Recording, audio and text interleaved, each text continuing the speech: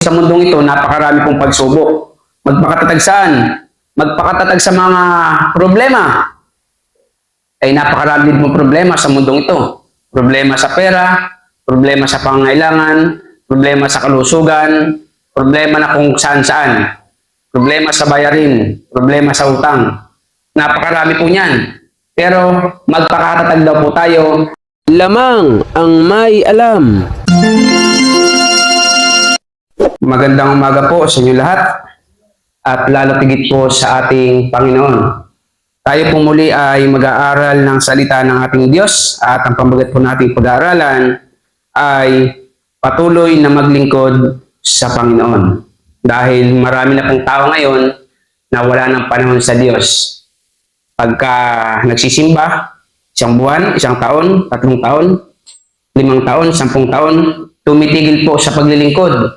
Dahil pag dumadanas ng matitinding problema ay hindi po nila ito kinakaya.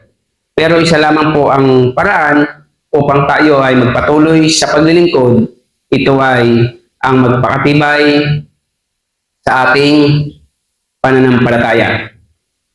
Ang sabi po sa aklat ng unang Korinto 15:58. Kaya nga mga minamahal kong kapatid, magpakatatag kayo at huwag matinag.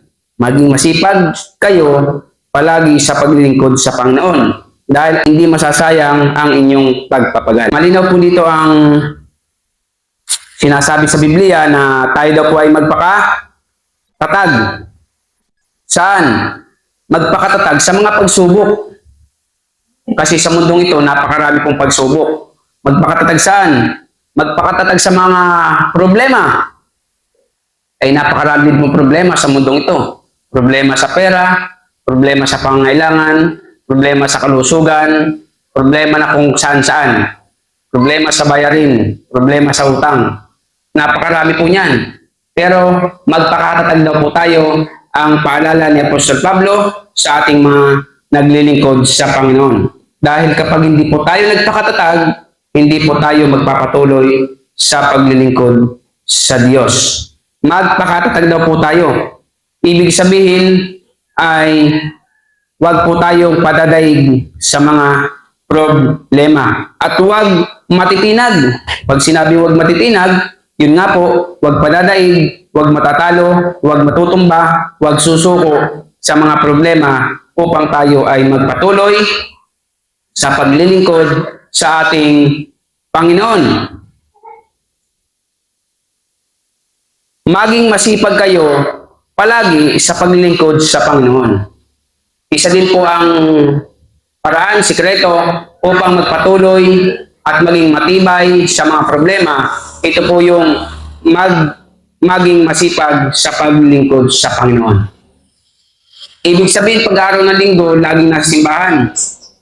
Laging nananalangin, anumang araw, laging tumatawag sa Panginoon. At anumang problema, nagpapatuloy at nagiging masipag sa paglilingkod sa Panginoon dahil isa po yan sa mga susi upang tayo ay maging matatag sa ating buhay sa mundong ito sa mga problema na ating hinaharap. Ang paglilingkod sa Diyos, hindi paramihan, ito ay patibayan ng paglilingkod sa ating Panginoon. Maging masipag, ang sabi sa Biblia. Ano po? At palaging maglingkod sa Panginoon. Bakit? Dahil alam natin, alam ninyong hindi masasayang ang inyong pagpapagal para sa Kanya. Maging masipag daw po tayo sa paglilingkod sa Diyos. Ano po? Maging matibay sa pananampalataya. Magpatuloy sa paglilingkod sa Panginoon. Magpakatatag sa mga problema, sa kahirapan. Bakit? Dahil hindi daw po masasayang ang ating pagpapagal sa ating paglilingkod sa Panginoon. Ibig sabihin, anumang pagsubok, anumang hamon ng buhay, anumang problema, magpakatatag po tayo dahil tayo po ay hindi mawawalan ng kabuluhan ang ating ginagawa. Yan po ay may gantimpala sa ating Panginoon. At kung gusto po nating magpatuloy sa paglilingkod sa Panginoon, habang nabubuhay tayo, isa lamang po ang susi, maging masipag sa paglilingkod sa Panginoon. Kung hindi ka na po nagsisimba, magiging dadating ng isang araw ay titigil ka talaga sa paglilingkod sa Panginoon.